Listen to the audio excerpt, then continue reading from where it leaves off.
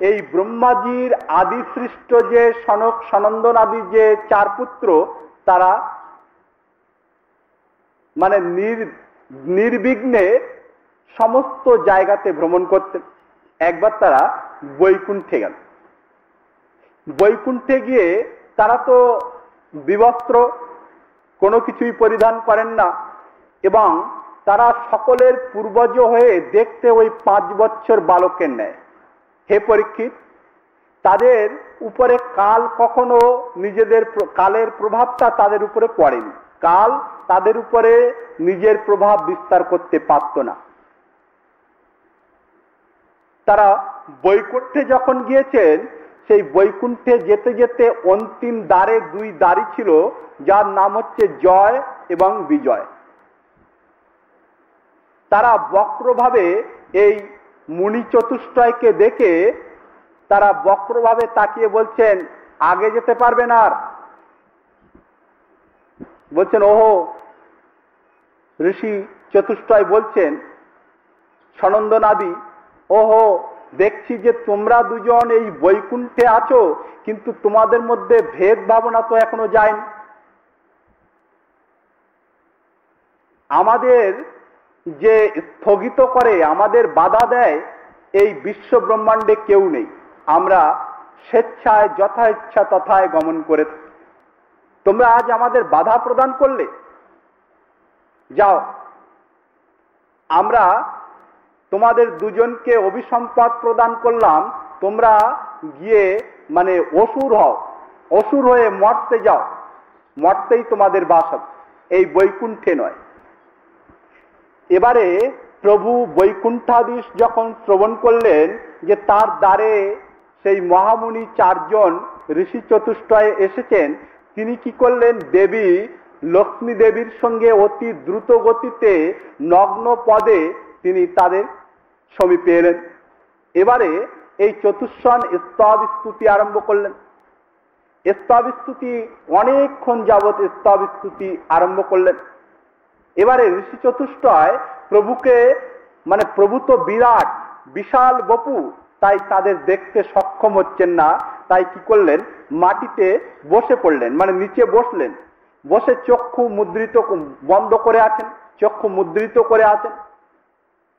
ভগবান বৈকুণ্ঠাধীশ জিজ্ঞাসা করছেন যে, হে ঋষি কুমার চতুষ্টয়, আমি সাক্ষাতে আছি, অথচ তোমরা চক্ষু বন্ধ করে কার ধ্যান করছো? বলছেন, প্রভু আপনি এত বিরাট যে আপনাকে আমাদের চক্ষুতে ধরতে পারছে না, তাই আমরা চোখ বন্ধ করে হৃদয়ের মধ্যে আপনাকে চিন্তন করছি। তা দেখুন, প্রভু এত বড়, এত বিরাট যে সেই মহামুনি চতুষ্টয় আদি তারা পর্যন্ত দেখতে সক্ষম হচ্ছেন না। এই জন্য ভক্তগণ কি করেন, সেই বিরাট ভগবানের রূপটা হৃদয়ে চিন্তন করেন। মন দিয়ে তো অনেক কিছু দেখা যায়, তাই মনের মধ্যে সেই প্রভুকে চিন্তন করছে। তারপরে তারা আবার উঠে দাঁড়িয়ে প্রভুর স্তব স্তুতি দণ্ডবাদ প্রণাম বারংবার জানাচ্ছেন, আর বলছেন যে, প্রভু আমরা বাস্তবিকই আপনার কাছে অপরাধী। বলছেন, কেন, কি জন্য অপরাধী? বলছেন, প্রভু দেখুন, আমরা আপনার এই দারিদ্রকে অভিসম্পাদ প্রদান করেছি, আমাদের কোনো অধিকার নেই, কিন্তু তথাপি আমরা অভিসম্পাদ প্রদান করেছি। প্রভু আপনি আমাদের অপরাধ ক্ষমা করুন। বলছেন, সে কি? দেখুন প্রভু কেমন, তিনি সেই মহান ভক্তদের অপরাধ গ্রহণ করেন না। প্রভু সেই কথাটা ঘুরিয়ে বলছেন কি, হে চতুষ্ষণাদি, এই যে অভিসম্পাদ, এই অভিসম্পাদ এ তোমাদের ইচ্ছায় হয়নি, এ তো আমার ইচ্ছাতেই তোমরা অভিসম্পাদ দিয়েছ, তোমরা অভিসম্পাদ তো দাওনি।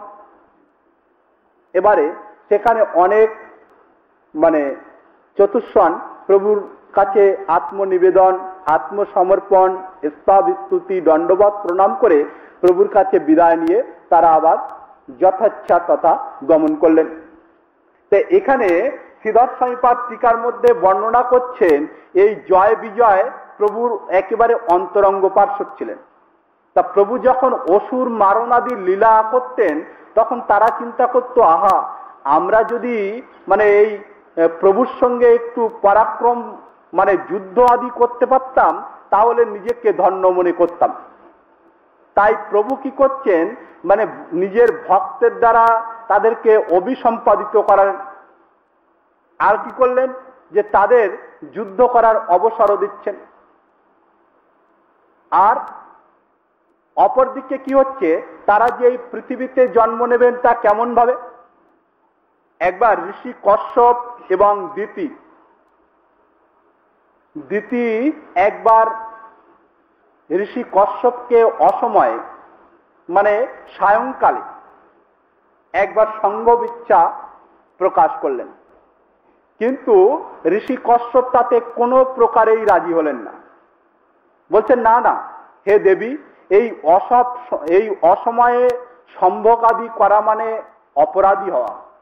ভগবান ভোলেনাথের চরগণ তারা ভোলেনাথকে সঙ্গে করে নিয়ে এই সময় চতুর্দিকে ভ্রমণ করে থাকেন। এই সন্ধ্যাকালে কেউ যদি পুণ্য কর্মাদি করে, ভগবানের আরতি দর্শন করে, বিভিন্ন শাস্ত্রগ্রন্থ পাঠ করে, তাতে যেমন তার মহিমা অনেক বেশি হয়, ঠিক তদনুরূপ সেই সময় কেউ যদি গর্হিত কর্মাদি করে তাহলে তার সেই পাপের ভাগটা অন্য সময়ের থেকে আরো বেশি হয়। অতএব হে দেবী, এই সময় এই যে কাল, এই কাল আমাদের এখন মানে হোমাদি করা উচিত, আমাদের এখন যজ্ঞাদি করা উচিত। এই সময় মহাদেব নিজের পার্শ্বদগণকে নিয়ে তারা ইতস্তত মানে ভ্রমণ করছে। অতএব এই সময়ে সম্ভোগ করলে আমাদের মহাপাপ হবে। কিন্তু মাতা দিতি কামাসক্ত হয়ে ঋষির কোনো কথাই শুনতে রাজি হলেন। এমনকি ঋষির সেই বস্ত্র ধারণ করে তাকে নিরালায় টেনে নিয়ে চলে যাচ্ছে, এমন ভাব। ঋষি মানে অনিচ্ছা সত্ত্বেও তাকে সেই কর্ম করতে হলো। অসময়ে সম্ভোগ করার পর তিনি স্নান আদি করে ঋষি কশ্যপ অমনোযোগী হয়ে তিনি মন খারাপ করে এক স্থানে বসে আছেন। এবারে দিতির কাম সন্তপ্ত হলে তিনি তখন বুঝতে পারলেন যে সত্যই আমি স্বামীর আদেশকে লঙ্ঘন করেছি, এ আমার উচিত হয়নি। তাই তিনি ঋষি কশ্যপের চরণ ধরতে যাচ্ছেন, স্পর্শ করতে যাচ্ছেন। সে সময় ঋষি বলছেন, তুমি দূরে থাকো, তুমি আমাকে স্পর্শ করবে না, তুমি এক অধর্ম করেছ। আমি তোমাকে অভিসম্পদ দিচ্ছি যে তোমার গর্ভে দুই মহান বালকের জন্ম হবে। তারা হবে কি এমনি মহান মানে শক্তিশালীতে, কিন্তু তারা হবে সাধু, ব্রাহ্মণ এবং বিষ্ণুর দেশ।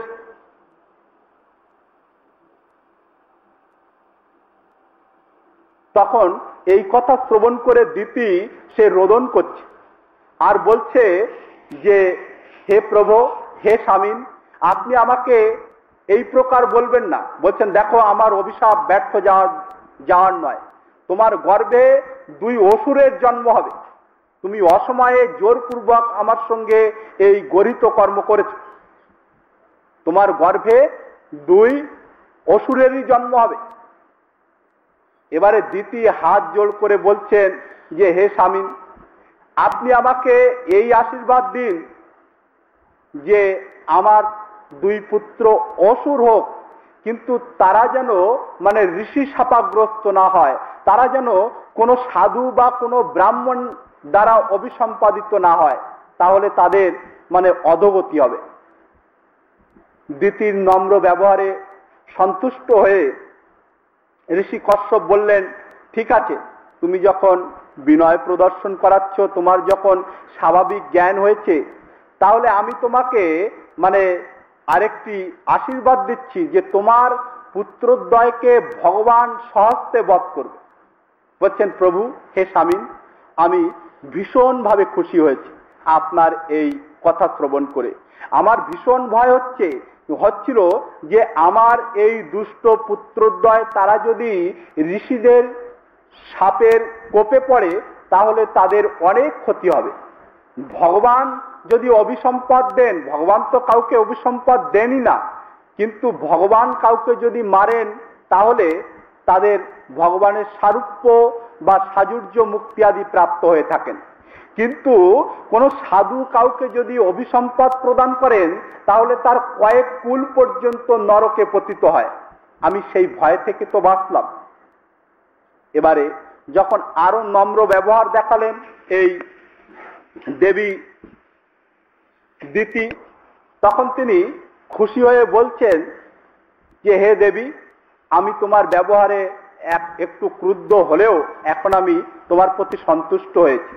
যাও, তোমার হিরণ্যকশিপু নামক যে পুত্র হবে তাকে লক্ষ্য করে তার বংশে এক পরম ভক্তের জন্ম হবে, তিনি ভাগবত শ্রেষ্ঠ প্রহ্লাদ রূপে পরিগণিত হবেন।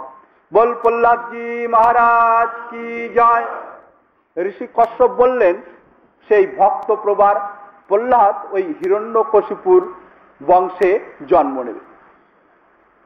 তাতে সমস্ত অসুর কুলের বিশেষ মঙ্গল হবে। আমি তোমার ব্যবহারে সন্তুষ্ট হয়ে তোমাকে এই এক অমোঘ এক অতি সুন্দর আশীর্বাদ দিলাম। এবারে দিতি খানিকক্ষণের জন্য খুব সন্তুষ্ট হলেন। তার গর্ভ তেজে স্বর্গ মর্ত পাতালের সমস্ত লোকজন এবং স্বর্গের দেবতাগণ পর্যন্ত দিতির গর্ভ তেজে একেবারে তারা যেন একেবারে জ্বলে পুড়ে একেবারে ছারখার হয়ে আসে। তার গর্ভ জ্যোতিতে, গর্ভ তেজে, সেই গর্ভতে সহ্য করতে না পেরে সমস্ত দেবতাগণ ব্রহ্মাজির কাছে গেলেন। আর পরীক্ষিত মহারাজকে সুকমুনি বলছেন, হে পরীক্ষিত, এই যে দিতির গর্ভে দিতি যে সম্ভোগ করলো অসময়ে, তা এখানে সেই যে বৈকুণ্ঠে থেকে পতিত হলো জয় এবং বিজয়, তারাই এসে এখানে আদি দৈত্য হিরণ্যাক্ষ এবং হিরণ্যকশিপু রূপে ওই গর্ভ মধ্যে প্রবিষ্ট হল। তার দিতি সেই যে গর্ভ, তা কতদিন, একদিন দুদিন নয়, 100 বৎসর পর্যন্ত সেই গর্ভকে ধারণ করে রেখেছিলেন, 100 বৎসর পর্যন্ত। এটাও ঋষির আশীর্বাদ ছিল যে তুমি বহুদিন পর্যন্ত তোমার এই গর্ভকে তুমি ধারণ করতে পারবে, ধরে রাখতে পারবে। এবারে সেই আদি দৈত্য হিরণ্যাক্ষ এই আর হিরণ্যকশিপু যখন তাদের গর্ভে এসে থাকলো, তখন কি হলো, দিতির গর্ভতে যে চতুর্দিকে একেবারে অবস্থা খারাপ। দেবতাগণ তারা ব্রহ্মাজির কাছে গিয়ে বলছেন, ত্রাহিমাং ত্রাহিমাং, রক্ষা করুন প্রভু। কেন, কি হলো পুত্রগণ? বলছেন যে সেই যে দিতি, তার গর্ভের তেজে তো আমরা একেবারে আধমরা হয়ে গেছি। বলছেন সে কি? বলছেন হ্যাঁ, সেই দিতির গর্ভতেজ আমরা সহ্য করতে পারছি না, এর কারণ কি? ব্রহ্মাজি বললেন যে এই আমার থেকে উৎপন্ন ঋষি চতুষ্টয় যে সনক সনন্দন সনত কুমার আদি, তারা একবার বৈকুণ্ঠে গিয়েছিল। জয় বিজয় তাদের দ্বারা অভিসম্পদ প্রাপ্ত হয়ে, তারা অসুরজনী প্রাপ্ত হয়ে তারা ওই দিতির গর্ভ মধ্যে প্রবিষ্ট হয়েছে। তারই তেজে তোমাদের এই প্রকার জ্বালা যন্ত্রণা বোধ হচ্ছে। বলছেন প্রভু সে কি? সেই দৈত্যদ্বয় তারা এখনো ভূমিষ্ঠ হয়নি, তার গর্ভের তেজেই, দিতির গর্ভের তেজেই তো আমরা একেবারে মরি মরি অবস্থা, আর তাদের যদি জন্ম হয় তাহলে তো আমাদের হয়েছে কাজ। প্রভু আপনি কিছু করুন। ব্রহ্মাজিকে বলছেন। ব্রহ্মাজি ধ্যানস্থ হয়ে বলছেন যে হে দেবতাগণ, এ নিয়ে তোমাদের মাথা ব্যথার কারণ নেই। বলছেন কেন? আমাদের মাথা তো এখন থেকেই ব্যথা করছে, আর আপনি বলছেন মাথা ব্যথার কারণ নেই। বলছেন যে এই দুই পুত্রদ্বয়কে ভগবান শ্রীহরি ব্যতি রেখে আর কেউ মারতেই পারবে না। অতএব ভগবান শ্রীহরি তাদের দুজনকে মৃত্যু প্রদান করবেন। অতএব যাও তোমরা নিশ্চিন্ত হয়ে। বলছেন যে তাহলে ভগবান শ্রী বিষ্ণু, ভগবান শ্রীহরি যদি তাদের বিনষ্ট করবেন, তাহলে আমাদের তো আর কোনো চিন্তার কারণ নেই। দেবতাগণ পুনঃ দণ্ডবাদ প্রণাম করে স্বর্গের দিকে চলে গেলেন। এবারে 100 বছর পরে এই দিতি যখন গর্ভ প্রসব করলেন, তা 2 বালকের জন্ম হলো, হিরণ্যাক্ষ আর হিরণ্যকশিপু। এই 2 বালক একটু বড় হয়েই স্বর্গ আদি সব দখল করে ফেলল, স্বর্গ মর্ত পাতাল তাদের হয়ে গেল। এবং সমস্ত দেবতাগণ তো স্বর্গ আদি ছেড়ে তারা যে কোথায় কোথায় অন্তরিক্ষে বিচরণ করতেন, তাদের কোনো খাওয়া দাওয়া ঘুম কোনো কিছুরই আর ঠিক নেই, সব পালিয়ে গেলেন। এবারে আদি দৈত্য হিরণ্যাক্ষ হিরণ্যকশিপুকে বলছে, ভাই আমি কিছুদিন দেখে আসি, কোথাও আমার সমতুল্য কোনো বীর আদি আছে কিনা। এবারে এই যে স্বর্গ দখল করতে যাবেন, সে তো এখন যাচ্ছেন। এবারে স্বর্গে গিয়ে যখন স্বর্গে প্রথমে গেলেন, স্বর্গের দেবতাগণ তো স্বর্গাদি ছেড়ে, ইন্দ্র আদি স্বর্গাদি ছেড়ে তারা তো পালিয়ে গেল, স্বর্গ তাদের দখলে চলে এসেছিল। এবং সমস্ত দেবতাগণ তার আশেপাশে যেতে চায় না, বলছেন এই দস্যু বড় ভয়ঙ্কর, আমাদের ধরেই পিষে মেরে ফেলবে। এবারে এই আদি দৈত্য হিরণ্যাক্ষ সে কি করলো, সে আবার চলে এলো এই মর্তে এসে সে শুনেছে এই সমুদ্রের অধিপতি বা জলের অধিপতি হচ্ছে এই বরুণ দেবতা। তাই সে সমুদ্র মধ্যে প্রবিষ্ট হয়ে সে বরুণ লোকে পৌঁছে গেল। বরুণ লোকে পৌঁছে গিয়ে বরুণ দেবতা থেকে গিয়ে বলছে যে, হে বরুণ দেবতা, আমি শুনেছি তুমি নাকি বড় বীর, তা আমার সঙ্গে যুদ্ধ করো। তা সেই বরুণ দেবতা তিনি বলছেন যে, আরে আমি এখন বুড়ো হয়ে গেছি, ভয়ে বলছেন, আমি তোমার সঙ্গে কি করে যুদ্ধ করবো? ওহো, আমি শুনেছিলাম যে বরুণ দেবতা সে নাকি শক্তিশালী, আর আমার কাছে যুদ্ধ করার আগেই তুমি বুড়ো হয়ে গেলে আর হার মেনে ফেললে। আর বরুণ দেবতা জানে যে এই হিরণ্যাক্ষের সঙ্গে আমি পারবো না, প্রথমেই হার মানা ভালো, কি দরকার প্রথমেই 2-4 ঘা খাওয়ার।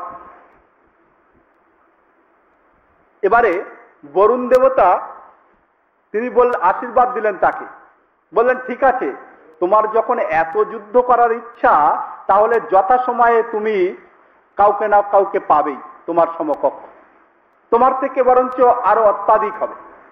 তা দেবতাদের আশীর্বাদ কিন্তু বৃথা যায় না। তা বলছেন, ও তাহলে তো আর আমি এই বরুণ লোকে এসে কি করি, বরঞ্চ উপরের দিকে যাই। এবারে উপরে এসে সেই আদি দৈত্য হিরণ্যাক্ষ সে কি করছে, বিশাল শরীর তার, সে সমুদ্রের উপরে এসে সমুদ্রের আগে তো তলায় চলে গেছে, এবার সমুদ্রের উপরে এসে তার তো বিশাল বাহু, আকাশ জোড়া বাহু, সেই বাহুতে জল বাঁধিয়ে সে কি করছে, ওই বাহুর জল ওই শহর অঞ্চলের দিকে ঠেলে দিচ্ছে। তাহলে কেমন বড় দুর্মদ চিন্তা করছে। তাতে কি হচ্ছে, সমস্ত নগর গ্রাম একেবারে তার বাহুতে জলে হাত দিয়ে যখন জল ঠেলে দিচ্ছে, সমস্ত নগরে জল ঢুকিয়ে দিচ্ছে, সমস্ত বড় বড় প্রাসাদ তা পড়ে যাচ্ছে। এইভাবে অত্যাচার করা আরম্ভ করলো চতুর্দিকে। তাতেও তার শান্তি হলো না, সে দিগ্বিজয় করতে বেরিয়েছে, কিন্তু অত বড় দুষ্টের সঙ্গে কে যুদ্ধ করবে? দেখবেন যারা দুষ্ট প্রবৃত্তির হয় না, তা কোনো অসাধু তার সামনে যদি পড়ে, তাহলে কিন্তু সে তার সঙ্গে অযথা কারণে মাথা মারতে চায় না, বকবক করতে চায় না, তার সঙ্গে তর্ক বিতর্কও করতে চায় না। সাধুদের এটা স্বভাব। এবারে যত্রতত্র যেখানে যেখানে গিয়েছে, সকলেই সেই আদি দৈত্য হিরণ্যাক্ষের কাছে হাত জোড় করে বলে, আমি তো তুচ্ছ প্রাণী, আমি কি করে আপনার সঙ্গে যুদ্ধ করব? দুষ্টকে সবাই ভয় পায়। দুষ্টদের এক হচ্ছে যারা দুষ্ট প্রবৃত্তির হয়, এদের নিজেদের মান সম্মান থাকে না, অতএব মান সম্মানটা কি জিনিস এ কিন্তু বোঝে না। এ কি করে, অপরের মান সম্মানের হানি করার চেষ্টা করে। এবার যারা সম্মানিত ব্যক্তি তারা তাকে কিছু বলতে চায় না। তাই হিরণ্যাক্ষের ঠিক তদ্ভুত অবস্থা হলো। হিরণ্যাক্ষ এবারে কি করলো, আকাশে ওড়া আরম্ভ করলো।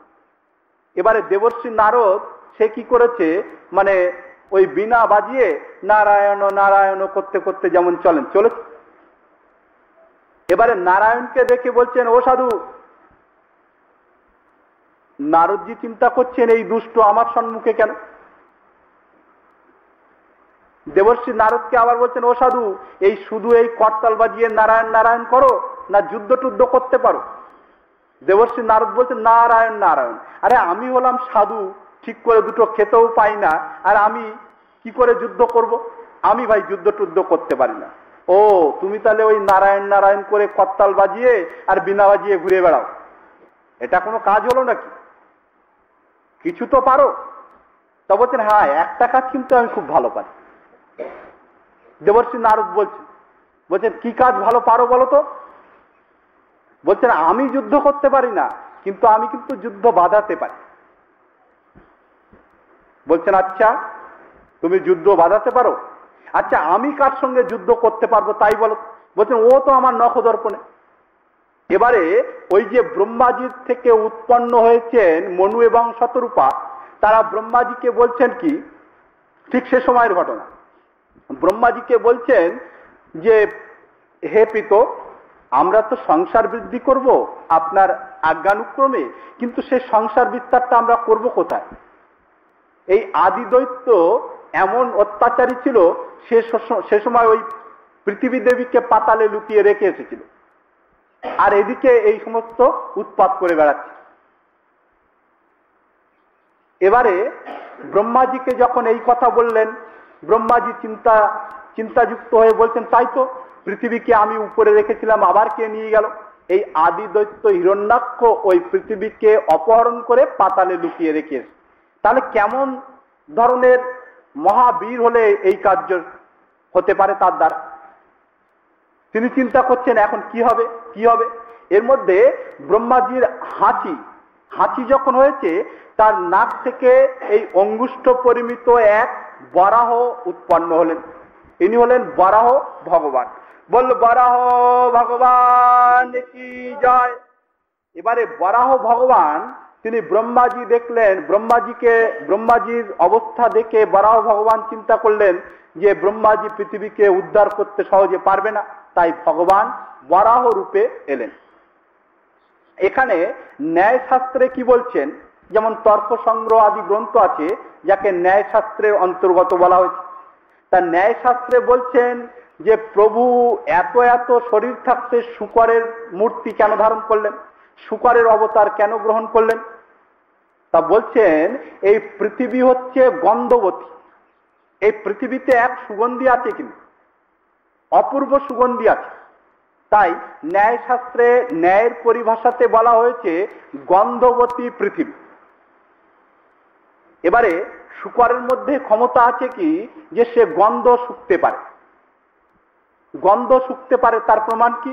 দেখবেন বিলে যখন ওই বরাহ বিচরণ করে, তো ওই মাটির নিচে কোথায় শালুক আছে, সেই শালুকের ওরা কিন্তু আন্দাজে খোঁড়ে না, গন্ধটা শুকেই ওই জায়গাটা খুঁড়ে সেখান থেকে শালুক বের করে খেয়ে নেয়। শ্যাপলার গোড়াকে শালুক বলা হয়েছে। তাহলে এই আঘ্রাণ নেওয়ার শক্তি বরাহের মধ্যে সর্বাধিক রূপে বিদ্যমান। তাই তিনি ন্যায়শাস্ত্রের পরিভাষাতে গন্ধবতী পৃথিবী আর আঘ্রাণে পারদর্শিতা আছে এই বরাহের মধ্যে, শূকরের মধ্যে। তাই প্রভু ওই পৃথিবী দেবীর গন্ধকে অন্বেষণ করে যাতে অনায়াসে খুঁজে বের করতে পারেন, তাই প্রভু বরাহের রূপ ধারণ করলেন। এবারে সেই বরাহ ভগবান কি করেছেন, সেই যে ব্রহ্মাজির নাসার মধ্যে থেকে উৎপন্ন হয়েছেন অঙ্গুষ্ঠ পরিমিত, আর তিনি দেখতে দেখতে বিশাল বপু তৈরি করে ফেলেছেন। সেই যে বরাহ, সে আকাশ জুড়ে শরীর করে ফেলেছেন। আর তিনি কি করলেন, তার যে পুচ্ছ দেশ মানে লেজটা উঁচু করলেন। এবারে উঁচু করে তিনি কি করলেন, এমন ভাবে সেই সমুদ্রের মধ্যে ঝম্প প্রদান করলেন যে প্রভু তিনি যে সমুদ্রের মধ্যে ঝম্প প্রদান করলেন, তার যে অম্বুকণা মানে জলের যে কণা, তা একেবারে ব্রহ্মলোক পর্যন্ত গিয়ে পৌঁছেছিল। তাহলে সমস্ত লোককে পবিত্র করে ফেলেছিলেন প্রভুর সেই অঙ্গের জলের ছিটার কারণ। এবারে তিনি চলেছেন ওই পাতালে, পৃথিবী দেবীকে উদ্ধার করার জন্য। এবারে পৃথিবী দেবীকে কিভাবে উদ্ধার করছেন? তিনি নিজের দশনোপরি, মানে বরাহদেবের দাঁত থাকে উঁচু হয়ে, সেই দশনোপরি পৃথিবী দেবীকে তিনি ধারণা করেছেন, তুলে নিয়েছেন, নিয়ে তিনি উপরের দিকে আসছেন। আর অপর দিকে কি হচ্ছে? দেবর্ষি নারদ বলছেন, হে হিরণ্যাক্ষ, আমি যুদ্ধ বিগ্রহ করতে পারি না, আমি হলাম সাধু শুধু মানুষ, আমি ওই সমস্ত যুদ্ধ বিগ্রহ করতে পারি না। তা তোমাকে যদি যুদ্ধ করতেই হয়, তুমি যদি এতই ইচ্ছুক হও, তাহলে তুমি গিয়ে দেখো, তুমি যে পৃথিবী দেবীকে পাতালে লুকিয়ে রেখে এসেছিলে, সেই পৃথিবী দেবীকে দেখবে এক অদ্ভুত বিচিত্র জীব তাকে উদ্ধার করে উপরে নিয়ে আসছে। তার সঙ্গে তুমি যুদ্ধ করতে পারো কি না পারো দেখো, চিন্তা করো। বেঁকে বেঁকে কথাটা বললেন। দেবর্ষি নারদ তিনি যে সহজ সরল ব্যক্তি তা না, সব কথা ওই কৃষ্ণের মতোই বেঁকিয়ে বলেন। এবারে বললেন, ওহো যাক, তুমি যুদ্ধ করতে পারো আর না পারো, আমাকে সন্ধানটা তো বলে দিলে, এবার যাও যাও তুমি যাও। এবারে নারায়ণ নারায়ণ করতে করতে তিনি তো চললেন। এবারে ওই বরাহ, সেও নারদের কথা শুনে জানে নারদ মিথ্যা কথা বলেন না। তিনি ওই সমুদ্র জলের মধ্যে প্রবিষ্ট হয়ে গিয়ে দেখছেন কি, ওই বরাহদেব, ভগবান বরাহদেব, তিনি ওই ধরিত্রী দেবীকে উদ্ধার করে উপরের দিকে আসছেন। সেটা তো আবার মানে একটি সমতলের মধ্যে রাখতে হয়েছে, তা নাহলে পৃথিবী দেবী আবার দাঁতের থেকে আবার গড়িয়ে আবার নিচে না যায়। তা তিনি আসছেন উদ্ধার করে ধরিত্রী দেবীকে নিয়ে। আর এই যে আদি দৈত্য, সে কি করেছে? প্রথমে গিয়ে ভগবানের চতুর্দিকে ঘুরছে। বলে, নারদ বলল যে এক বিচিত্র জন্তুর সঙ্গে দেখা হবে, সত্যই তো। এবার দেখি দুই হাত মানে দুই পা উপরের দিকে করে নিয়ে বেশ ভালোই উঠছে, দেখতে ভালো লাগছে। এখন মনে করুন শূকর, সে যদি জলের থেকে সাঁতরে উপরের দিকে ওঠে তাহলে দেখতে ভালো লাগে, দুই হাত এমন করা উঠছে। আদিদৈত্য হিরণ্যাক্ষ প্রভুর সেই লীলা দেখে প্রথমে চার পাঁচবার ঘুরল, ঘুরে এবারে উপহাস করা আরম্ভ করলো। বলছেন, এ তো দেবর্ষি নারদ ঠিকই বলেছিল, এক বিচিত্র জন্তু। আমি তো জানি যে শূকর স্থলচর প্রাণী, ডাঙায় থাকে, এবার দেখি জলেও চলে, এ তো উভচর প্রাণী। উপহাস করছে, প্রভুকে উপহাস করছে। আদিদৈত্য হিরণ্যাক্ষ এইভাবে যখন উপহাস করছে, প্রভু তো কিছু বলছেই না। প্রভু তিনি চিন্তা করছেন, একে এখন বলতে দাও, আমার কাজটা তো আগে আমি করি। এবারে প্রভু ধীরে ধীরে সেই পাতাল থেকে উপরে আসতে সময়ও লাগবে, স্বাভাবিক রূপে আসছেন। প্রভু তো আর মানে নিজের ভগবতত্ব এখানে প্রদর্শন এখনো করাননি। তিনি ধীরে ধীরে স্বাভাবিকভাবে যখন উঠছেন, আর সেই সঙ্গে এই আদিদৈত্য হিরণ্যাক্ষ বিশাল গদাটা স্কন্ধে রেখে বিভিন্ন অসভ্য ভাষায় প্রভুকে তাচ্ছিল্য করছে এবং উপহাস করে চলেছে। প্রভু কিছু বলছেন না। প্রভু বলেন, যা বলছিস বলে নে, আমি আগে পৃথিবী দেবীকে আগে উদ্ধার করার জন্য যখন অবতার গ্রহণ করেছি, তারপরে তোর মজাটা দেখো। এবারে প্রভু কি করলেন? তিনি ধীরে ধীরে ধীরে ধীরে উপরের দিকে উঠে আসলেন, এসে আগে পৃথিবী দেবীকে স্থাপনা করলেন। এখানে টিকাকারগণ বলছেন, সেই বরাহদেবের পেছনে মানে সেই আদিদৈত্য হিরণ্যাক্ষ যা ইচ্ছা তাই বলে চলেছে। টিকাকারগণ বলছেন, হাতি যখন হেঁটে যায়, কুকুরগুলো দেখবেন সব দলবদ্ধ হয়ে একেবারে ঘেউ ঘেউ করতে করতে তার পেছনে ছোটে। তাই হিরণ্যাক্ষ মুখে যা আসছে তাই বলে চলেছে প্রভু। প্রভু বলে, দাঁড়া, আমিও উপহাস করতে জানি। প্রভু পৃথিবী দেবীকে স্থাপনা করার পরেই এবারে হিরণ্যাক্ষ কাছে এসেছে। কাছে এসে হিরণ্যাক্ষকে উপহাস করে বরাহদেব কি বলছেন? বলছেন, হে গ্রাম্য সিংহান। সংস্কৃতের গালাগালি কিন্তু খুব ভালো। বলছেন, হে গ্রাম্য সিংহান। এবারে ওই আদিদৈত্য হিরণ্যাক্ষ সে তো ফুলে গদগদ হলো, আমাকে সিংহ বলে, তাহলে তো হেরেই বসে আছে, আমার সঙ্গে আর কি যুদ্ধ করবে? নারদ বলল, আমার সঙ্গে যুদ্ধ করবে, সে আমাকে বলছে সিংহ। আদিদৈত্য হিরণ্যাক্ষ একেবারে গদগদ হয়ে গেল, আমাকে সিংহ বলেছে।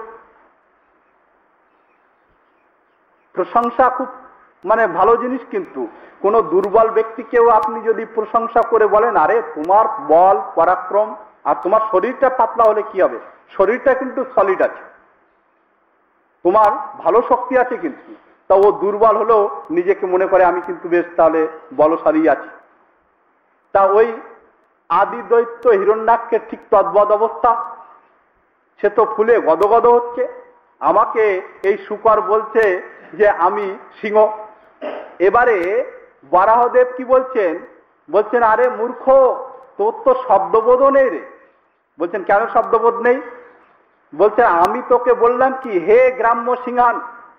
হে গ্রাম্য সিংহান মানে গ্রামের সিংহ। গ্রামের সিংহ মানে কুকুরকে গ্রামের সিংহ বলা হয় সংস্কৃতে। তার সে কথা না করে মানে বলছেন হে গ্রাম্য সিংহান, বলছেন এই কুকুর, এটা না বলে বলছেন হে গ্রাম্য সিংহান।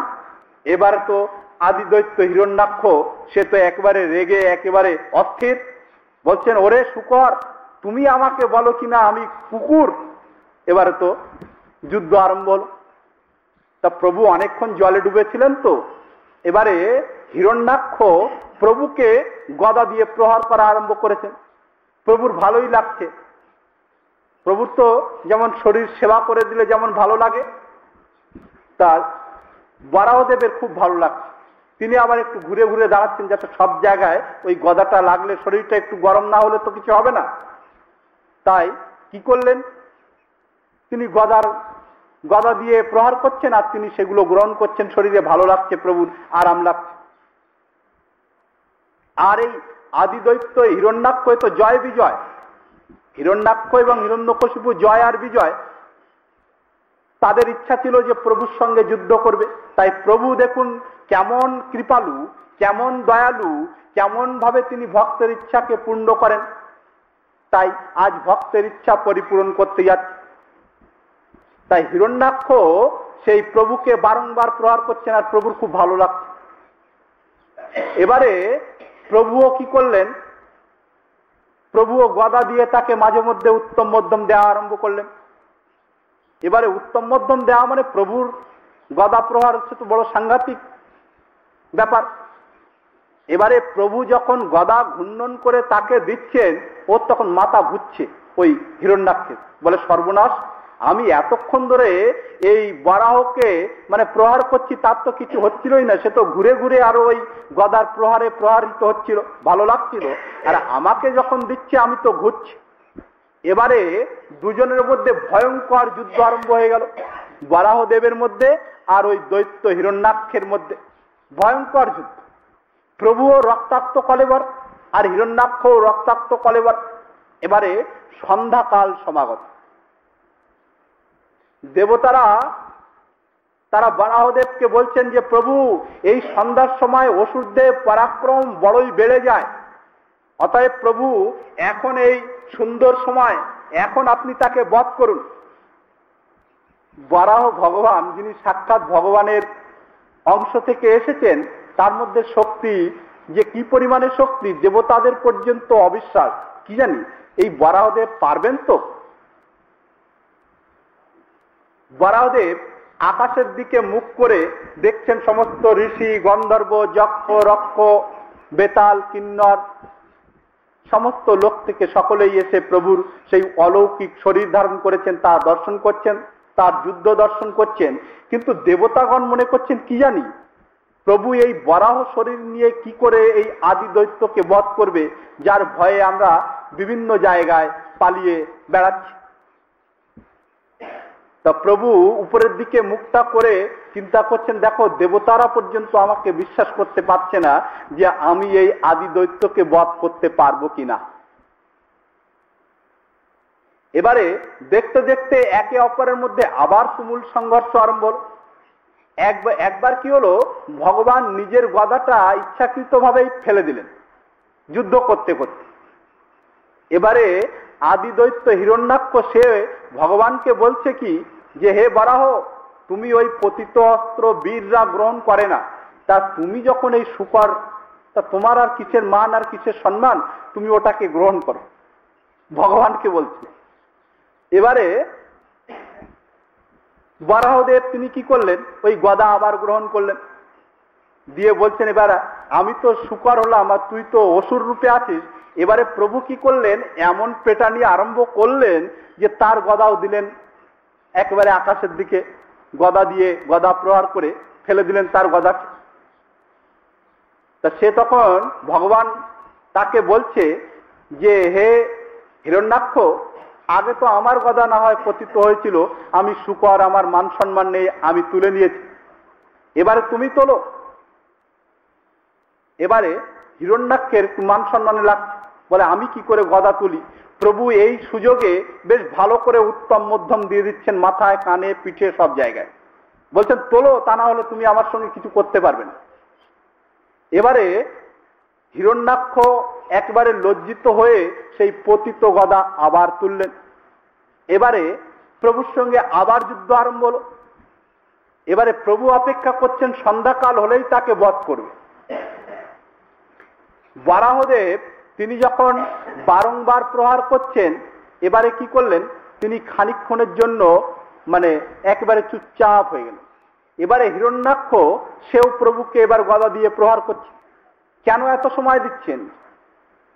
ভগবান ভক্তের ইচ্ছাকে পূর্ণ করছেন, তা না হলে ভগবান ফু দিলেই তো তার মারা যাবে। এবারে ভগবান দেখলেন যে এই সময় তার মৃত্যুর কাল এসে উপস্থিত হয়েছে।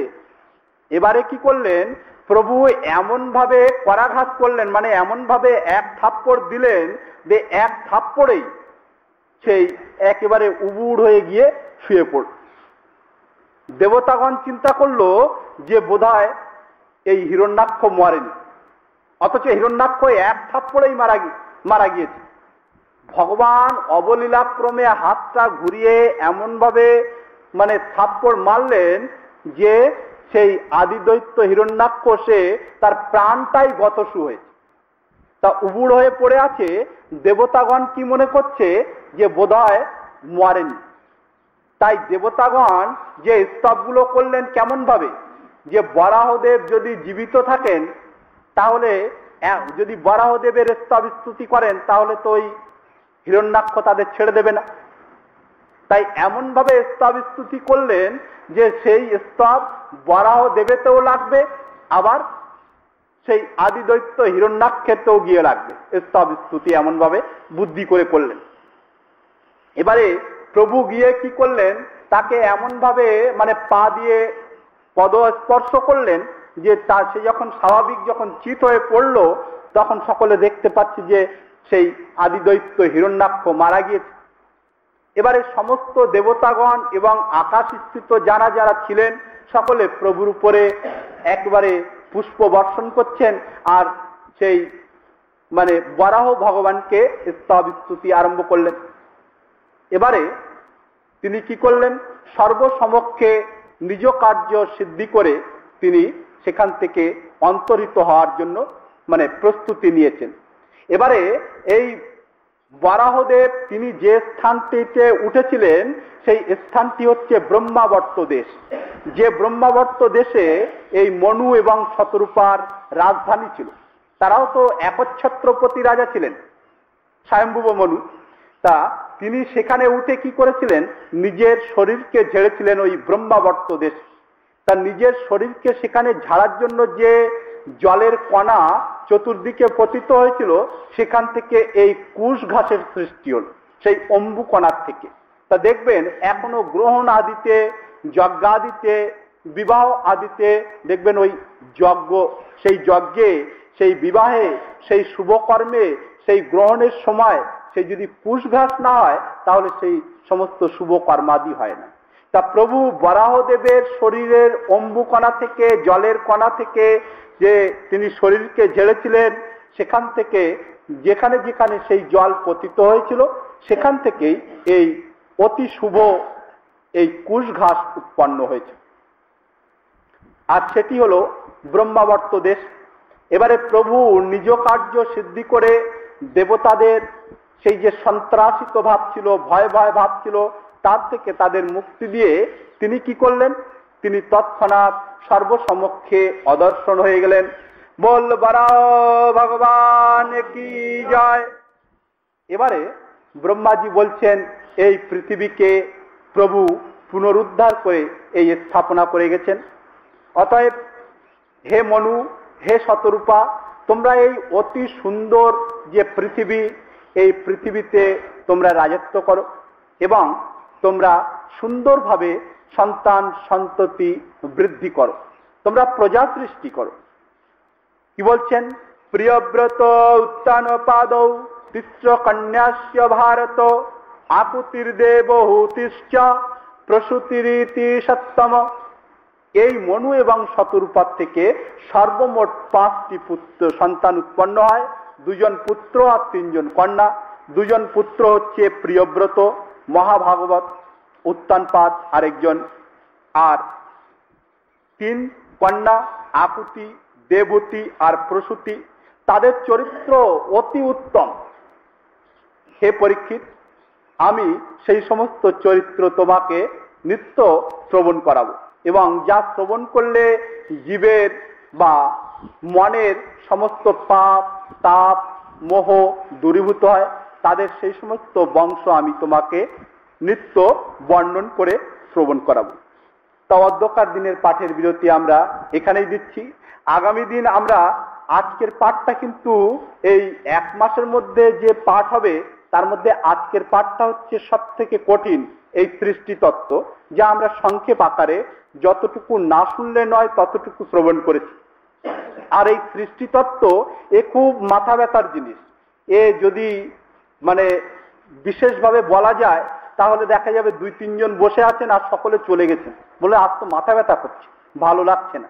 তাই যতটুকু ভালো লাগা প্রয়োজন না বললে নয় ততটুকুই আমরা শ্রবণ করেছি। এই সৃষ্টি তত্ত্ব এ বিশাল বড় এবং সত্য সত্যই মানে মাথা ব্যথারই জিনিস। মানে বিশেষ আমরা তো সকলে মানে বিশেষ রূপে না বুঝতে পারলেই তখন সেটা মাথা ব্যথার কারণ হয়ে দাঁড়াবে।